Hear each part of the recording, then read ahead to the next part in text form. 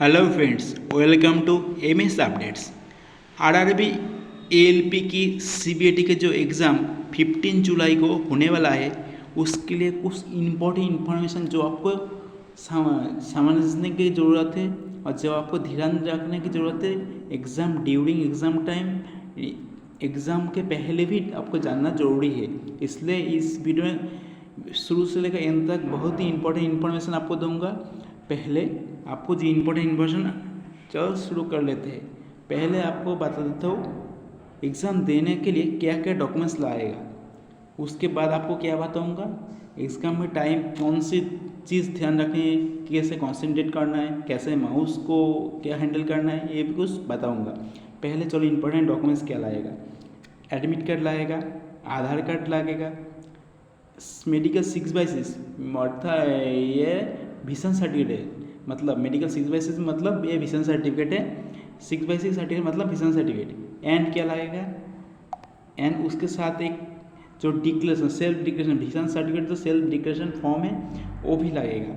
ये दोनों ही लगेगा। एक जो विजन सर्टिफिकेट डॉक्टर का सिग्नेचर का आई स्पेशलिस्ट द्वारा, और जो आप सेल्फ डिक्लेरेशन आप जो आपका आई 6/6 या कुछ प्रॉब्लम नहीं है वो सेल्फ डिक्लेरेशन वो लगेगा, और 2 कॉपी फ़ोटो।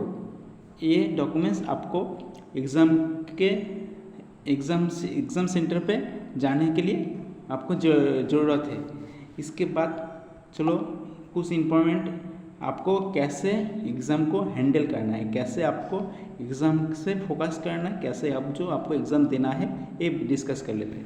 पहले एग्ज़ाम सेंटर, आपको जो एग्ज़ाम सेंटर है उससे लगभग 30 मिनट्स पहले तो आप पहुँच ही जाओ, रिपोर्टिंग टाइम से 30 मिनट पहले। इसके बाद देखो माउस, ये बहुत इम्पोर्टेंट टॉपिक है। आपको एग्ज़ाम सेंटर पे आपको वेरिफिकेशन करने के बाद फिंगरप्रिंट देने के बाद आपको क्या करना है, वो सीट को बैठने के लिए बुलाया जाएगा, आप सीट पे बैठे जाएंगे। उसके बाद क्या करना पड़ेगा, आपको जो वहाँ पर जो माउस है आपको थोड़ा सा माउस को चेक करना है, माउस ठीक है या नहीं है।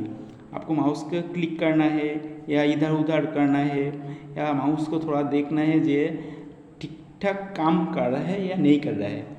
अगर माउस पे कुछ गड़बड़ी आ रहा है तो आप तुरंत आपको जो इन्विजिलेटर है उसको बताइए जो माउस में मेरा यह प्रॉब्लम है। आप थोड़ा सा सेंस कर लीजिए, आप थोड़ा सा एडजस्ट कर, आप थोड़ा सा आपको उनको समझाए तो आप उनको आपका दोबारा दो और एक माउस का आप दे देगा। इसके बाद आपको कैसे एग्ज़ाम को अटेंड करना है, पहले ये बात समझ लो।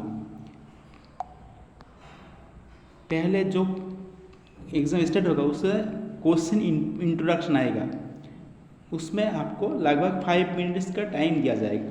उस टाइम का आपको क्या करना है, वो जो इंट्रोडक्शन है, जो इन्फॉर्मेशन है वो आपको ध्यान से ध्यान तक पढ़ना है।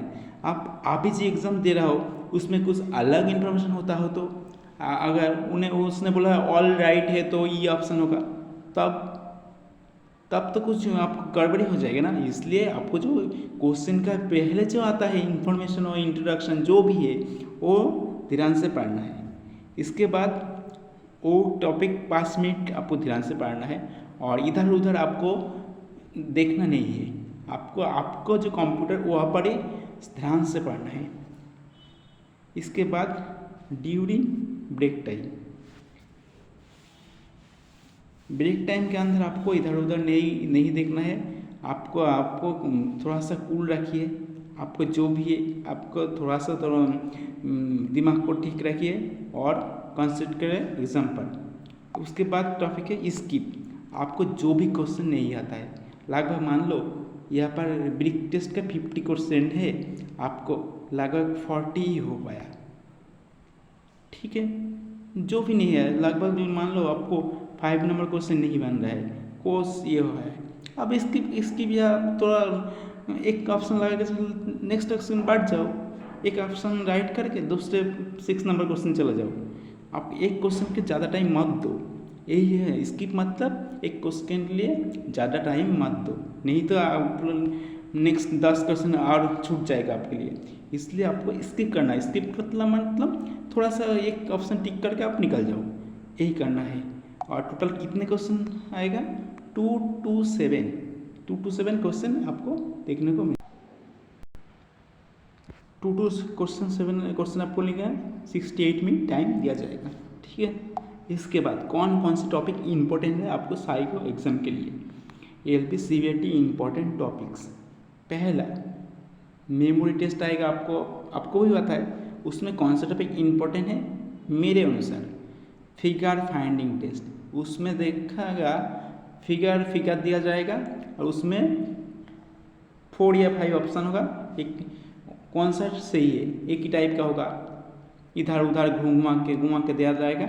आपको फिगर फाइंडिंग करना है।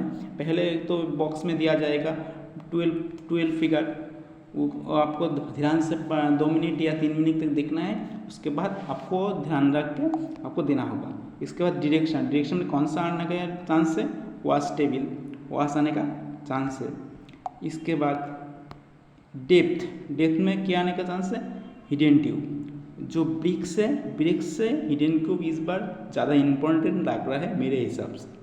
इसके बाद ऑब्जर्वेशन टेस्ट, इसमें कौन सा पिक्चर पोजीशन, ये कौन सा है, ये यहाँ पर एक 6 पिक्चर है और यहाँ पर मान लो 1 नंबर 2 नंबर 3 नंबर, यहाँ पर पहले 3 नंबर दिया, इस पर 2 नंबर, 1 नंबर या 4 नंबर, ऐसे के जो दिया रहता है 6 फिगर दिया रहता है। एक सही ऑल सही होगा तो ए ऑप्शन, 2 सही होगा तो बी डी ऑप्शन, ऐसे कुछ होता है ना।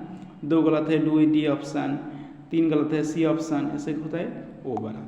इसके बाद speed test, perceptual speed test, same figure, यहाँ पर सिमिलरिटी आने का चांस है और एक सर्किल रहेगा, देखा जाता है वो एक सर्किल रहेगा, उसमें ऐसे करके दिया रहेगा, ऐसे ऐसे ऐसे, ए वाला सिमिलरिटी और ये जो डायरेक्शन सर्कल है ए वाला, ये दोनों में एक आने का चांसेस है मेरे हिसाब से। मेरे से यही टॉपिक इम्पोर्टेंट लगा। तो आप जो साइको के लिए तैयारी कर रहे हैं थोड़ा सा ध्यान से करें और ये टॉपिक के ज़्यादा इम्पोर्टेंट मान लो। और जो मेरे चैनल में नया है थोड़ा चैनल को सब्सक्राइब कर दो और चैनल को लाइक कर दो। ठीक है, इतना।